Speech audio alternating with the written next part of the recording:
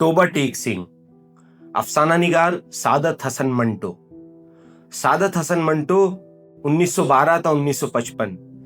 سعادت حسن منٹو اردو کے صف اول کے افسانہ نگاروں میں شمار ہوتے ہیں، جنہوں نے بر صغیر کی سماجی، نفسیاتی اور سیاسی حقیقتوں کو بے باکی سے قلم بند کیا۔ توبہ ٹیک سنگھ تقسیم ہند کے بعد پاگلوں کے تبادلے کے پس منظر میں لکھا گیا افسانہ ہے۔ بٹوارے کے 2-3 سال بعد پاکستان اور ہندوستان کی حکومتوں کو خیال آیا کہ اخلاقی قیدیوں کی طرح پاگلوں کا تبادلہ بھی ہونا چاہیے، یعنی جو مسلمان پاگل ہندوستان کے پاگل خانوں میں ہیں انہیں پاکستان پہنچا دیا جائے، اور جو ہندو اور سکھ پاکستان کے پاگل خانوں میں ہیں انہیں ہندوستان کے حوالے کر دیا جائے۔ معلوم نہیں یہ بات معقول تھی یا غیر معقول، بہرحال دانشمندوں کے فیصلے کے مطابق ادھر ادھر اونچی سطح کی کانفرنسیں ہوئیں اور بالآخر ایک دن پاگلوں کے تبادلے کے لیے مقرر ہو گیا۔ اچھی طرح چھان بین کی گئی، وہ مسلمان پاگل جن کے لواحقین ہندوستان ہی میں تھے وہیں رہنے دیے گئے، جو باقی تھے ان کو سرحد پر روانہ کر دیا گیا۔ یہاں پاکستان میں چونکہ قریب تمام ہندو سکھ جا چکے تھے، اس لیے کسی کو رکھنے رکھانے کا سوال ہی نہ پیدا ہوا۔ جتنے ہندو سکھ پاگل تھے سب کے سب پولیس کی حفاظت میں بارڈر پر پہنچا دیے گئے۔ ادھر کا معلوم نہیں، لیکن ادھر لاہور کے پاگل خانے میں جب اس تبادلے کی خبر پہنچی تو بڑی دلچسپ چیمگوئیاں ہونے لگی۔ ایک مسلمان پاگل جو 12 برس سے ہر روز باقاعدگی کے ساتھ زمیندار پڑھتا تھا، اس سے جب اس کے ایک دوست نے پوچھا، مولوی صاحب یہ پاکستان کیا ہوتا ہے، تو اس نے بڑے غور و فکر کے بعد جواب دیا، ہندوستان میں ایک ایسی جگہ ہے جہاں استرے بنتے ہیں۔ یہ جواب سن کر اس کا دوست مطمئن ہو گیا۔ اسی طرح ایک سکھ پاگل نے ایک دوسرے سکھ پاگل سے پوچھا، سردار جی ہمیں ہندوستان کیوں بھیجا جا رہا ہے، ہمیں تو وہاں کی بولی بھی نہیں آتی۔ دوسرا مسکرایا، مجھے تو ہندوستوڑوں کی بولی آتی ہے، ہندوستانی بڑے شیطانی اکڑ پھرتے ہیں۔ ایک دن نہاتے نہاتے ایک مسلمان پاگل نے پاکستان زندہ باد کا نعرہ اس زور سے بلند کیا کہ فرش پر پھسل کر گرا اور بے ہوش ہو گیا۔ بعض پاگل ایسے بھی تھے جو پاگل نہیں تھے، ان میں اکثریت ایسے قاتلوں کی تھی کہ جن کے رشتہ داروں نے افسروں کو دے دلا کر پاگل خانے بھجوا دیا تھا کہ پھانسی کے پھندے سے بچ جائیں۔ یہ کچھ سمجھتے تھے کہ ہندوستان کیوں تقسیم ہوا ہے اور یہ پاکستان کیا ہے، لیکن صحیح واقعات سے وہ بھی بے خبر تھے۔ اخباروں سے کچھ پتہ نہیں چلتا تھا اور پہرے دار سپاہی ان پڑھ اور جاہل تھے، ان کی گفتگوؤں سے بھی وہ کوئی نتیجہ برآمد نہیں کر سکتے تھے۔ ان کو صرف اتنا معلوم تھا کہ ایک آدمی محمد علی جناح، جس کو قائد اعظم کہتے ہیں، اس نے مسلمانوں کے لیے ایک علیحدہ ملک بنایا ہے جس کا نام پاکستان ہے۔ یہ کہاں ہے، اس کا محل وقوع کیا ہے، اس کے متعلق وہ کچھ نہیں جانتے تھے۔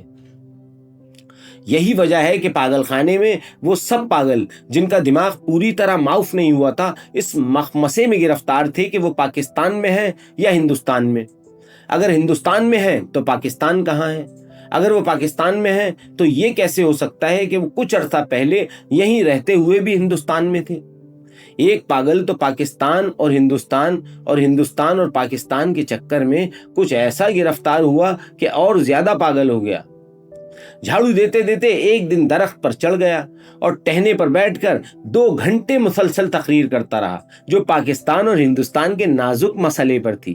سپاہیوں نے اسے نیچے اترنے کو کہا تو وہ اور اوپر چڑھ گیا۔ ڈرایا دھمکایا گیا تو اس نے کہا، میں ہندوستان میں رہنا چاہتا ہوں نہ پاکستان میں اس درخت پر ہی رہوں گا۔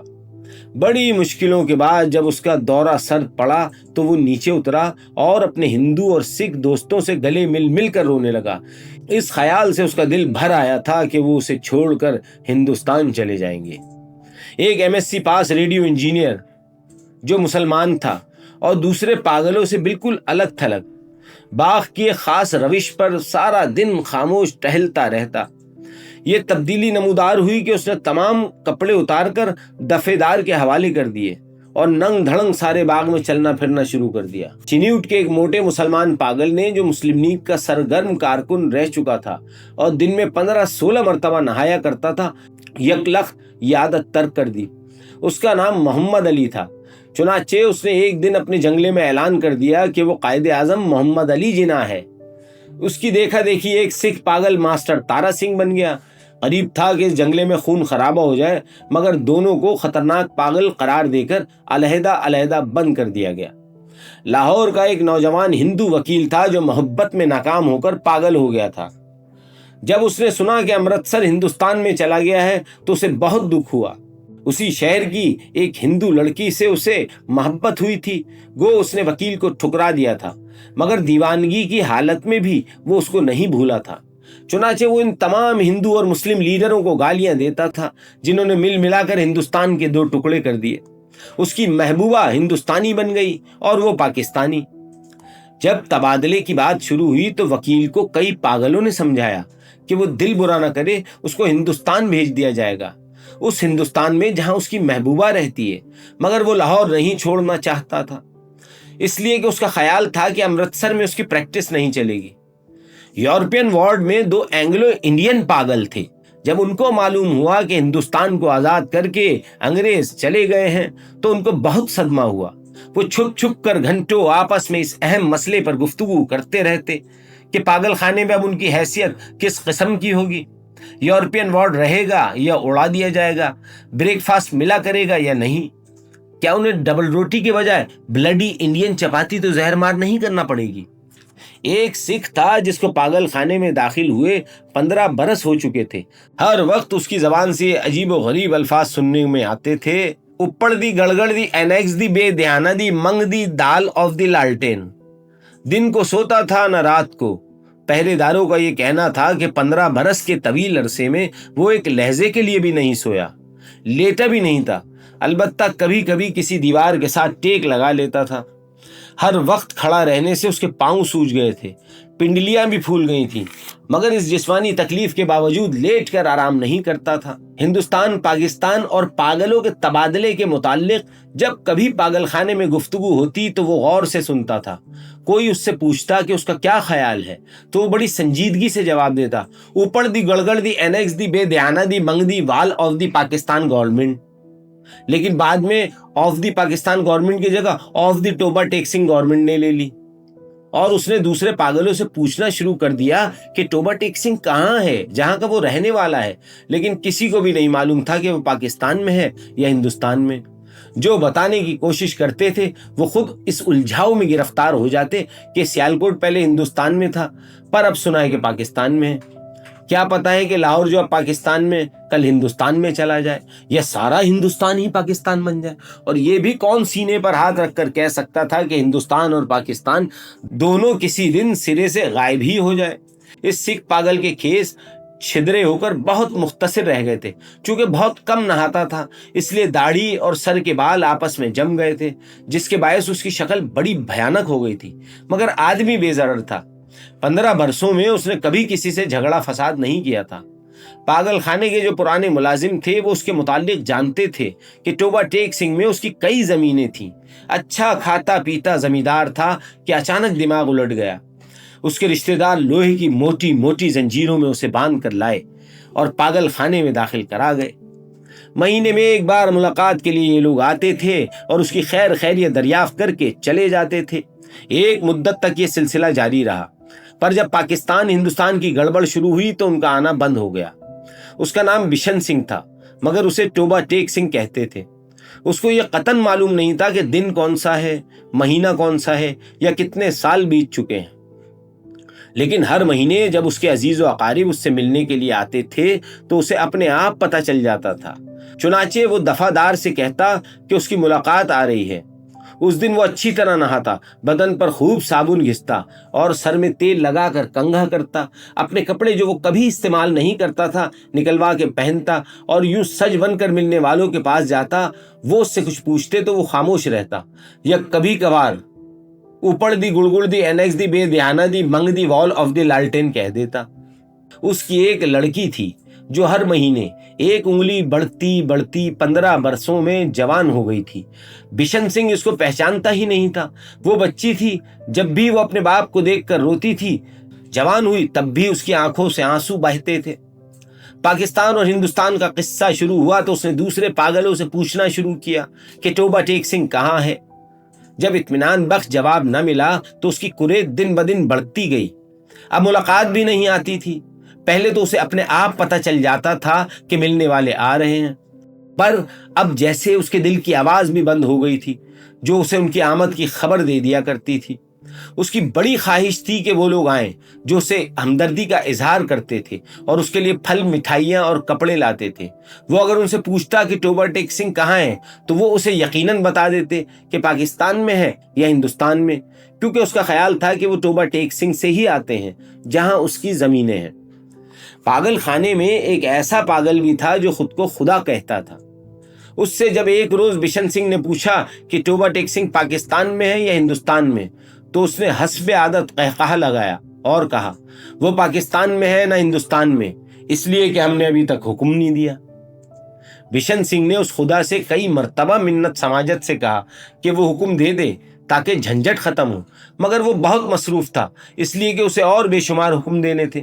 ایک دن تنگ آ کر وہ اس پر برس پڑا، اوپر دی گڑگڑ دی، اینکس دی، بے دھیانہ دی، منگ the, wall of واہے grow G the Khalsa and واہے گرو کی فتح، جو بولے سو نہال، ست سری اکال۔ اس کا شاید مطلب یہ تھا کہ تم مسلمانوں کے خدا ہو، سکھوں کے خدا ہوتے تو ضرور میری سنتے۔ تبادلے سے کچھ دن پہلے ٹوبہ ٹیک سنگھ کا ایک مسلمان جو اس کا دوست تھا ملاقات کے لیے آیا۔ پہلے وہ کبھی نہیں آیا تھا۔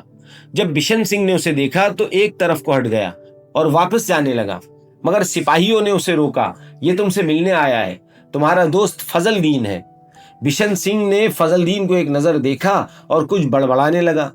فضل دین نے آگے بڑھ کر اس کے کاندھے پر ہاتھ رکھا۔ میں بہت دنوں سے سوچ رہا ہوں کہ تم سے ملوں، لیکن فرصت ہی نہ ملی۔ تمہارے سب آدمی خیریت سے ہندوستان چلے گئے، مجھ سے جتنی مدد ہو سکی میں نے کی۔ تمہاری بیٹی روپ کور، وہ کچھ کہتے کہتے رک گیا۔ بشن سنگھ کچھ یاد کرنے لگا۔ بیٹی روپ کور؟ فضل دین نے رک رک کر کہا، ہاں وہ بھی ٹھیک ٹھاک ہے، ان کے ساتھ ہی چلی گئی۔ بشن سنگھ خاموش رہا۔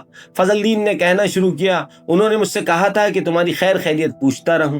اب میں نے سنا ہے کہ تم ہندوستان جا رہے ہو۔ بھائی بلبیر سنگھ اور بھائی ودھاوا سنگھ سے میرا سلام کہنا، اور بہن امرت کور سے بھی۔ بھائی بلبیر سے کہنا فضل دین راضی خوشی ہے۔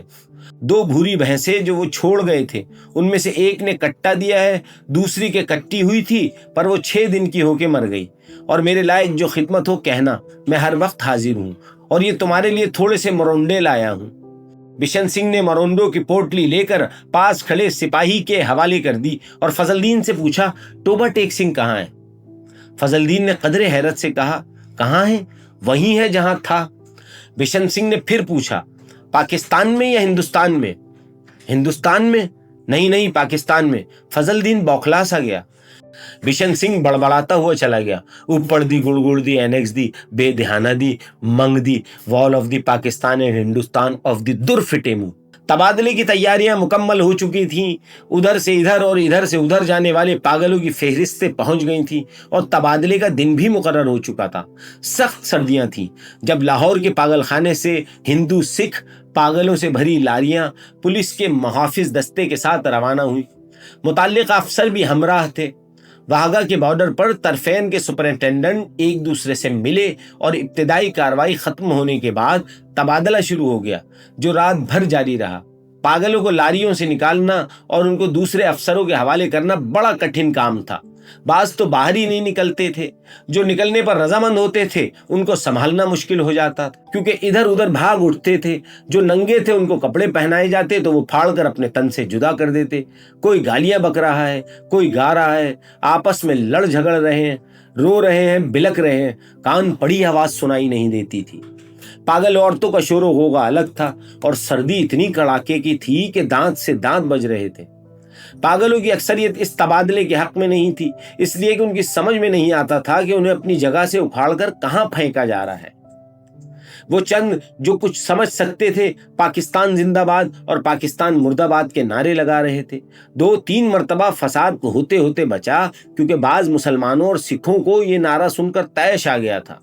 جب بشن سنگھ کی باری آئی اور واہگہ کے اس پار متعلقہ افسر اس کا نام رجسٹرڈ میں درج کرنے لگا تو اس نے پوچھا، ٹوبہ ٹیک سنگھ کہاں ہے؟ پاکستان میں یا ہندوستان میں؟ متعلقہ افسر ہنسا، پاکستان میں۔ یہ سن کر بشن سنگھ اچھل کر ایک طرف ہٹا اور دوڑ کر اپنے باقی ماندہ سپاہیوں کے پاس اور دوڑ کر اپنے باقی ماندہ ساتھیوں کے پاس پہنچ گیا۔ پاکستانی سپاہیوں نے اسے پکڑ لیا اور دوسری طرف لے جانے لگے، مگر اس نے چلنے سے انکار کر دیا۔ توبہ ٹیک سنگھ یہاں ہے، اور زور زور سے چلانے لگا، اوپر دی گڑ گڑ دی NX دی بے دھیانہ دی منگ دی وال آف توبہ ٹیک سنگھ اینڈ پاکستان۔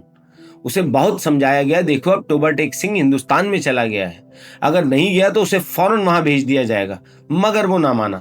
جب اس کو زبردستی دوسری طرف لے جانے کی کوشش کی گئی تو وہ درمیان میں ایک جگہ اسی انداز میں اپنی سوجی ہوئی ٹانگوں پر کھڑا ہو گیا جیسے اب اسے کوئی طاقت وہاں سے نہیں ہلا سکے گی۔